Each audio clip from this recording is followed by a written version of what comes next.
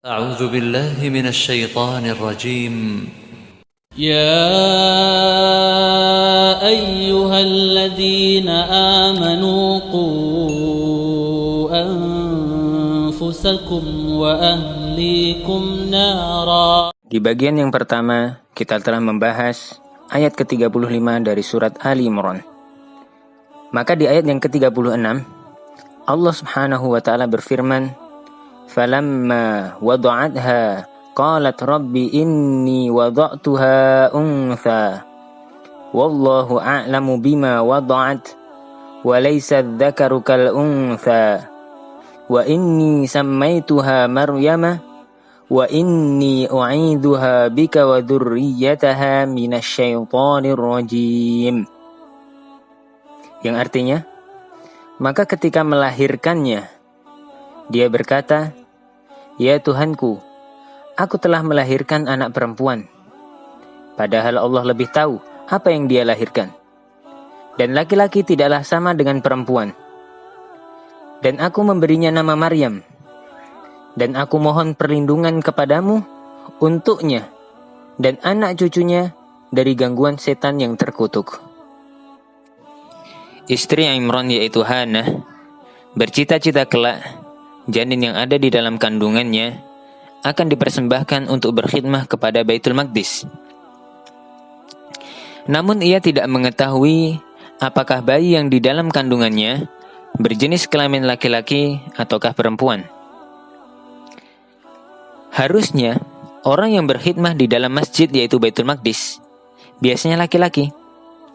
Akan tetapi di sini Allah Subhanahu wa taala mentakdirkan yang terlahir dari rahim Hannah adalah seorang bayi yang berjenis kelamin perempuan, yaitu Maryam.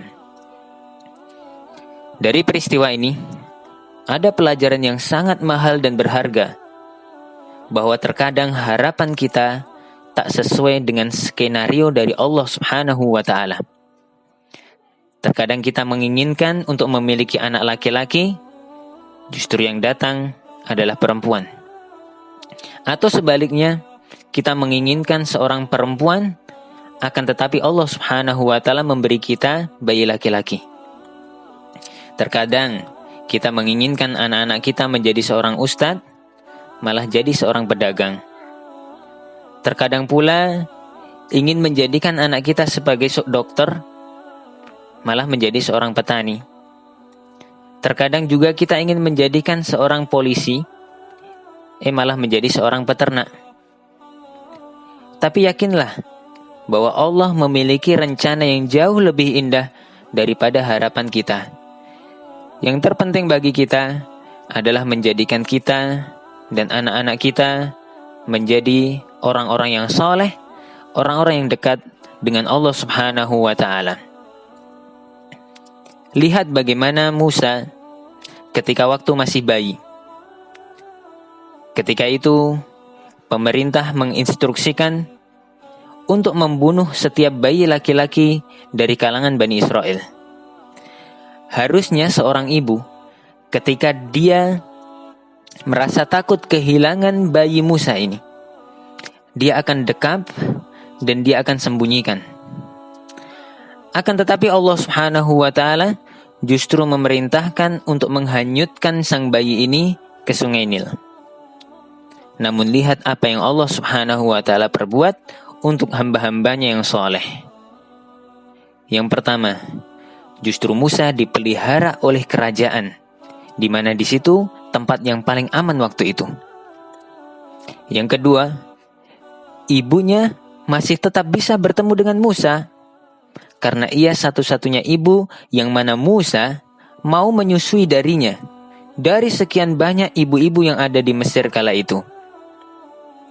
Tidak hanya itu, yang ketiga bahkan sang ibu digaji dengan upah yang sangat besar dari kerajaan. Subhanallah, untung yang begitu banyak. Makanya kita harus mengikuti apa yang Allah inginkan. Selanjutnya, kita akan mendapatkan janji Allah berupa keindahan. Bukankah Allah Subhanahu wa taala berfirman dalam surat Al-Baqarah ayat 206, "Wa asa an takrahu syai'a wa huwa khairul lakum. Wa asa an tuhibbu syai'an wa huwa syarrul lakum. Wallahu ya'lamu wa antum la ta'lamun.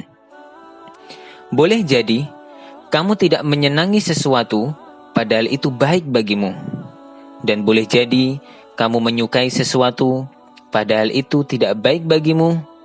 Allah Maha mengetahui sedang engkau tidaklah mengetahui. Dan di ayat yang lain, surat An-Nisa ayat 19, Allah Subhanahu wa taala berfirman, "Fa'asa an takrahu syai'a wa yaj'alallahu fihi khairan katsira." Boleh jadi kamu tidak menyukai sesuatu padahal Allah Subhanahu wa taala menjadikan kebaikan yang sangat banyak padanya. Terima kasih telah menonton video ini. Jika dirasa bermanfaat, silakan share kepada yang lainnya.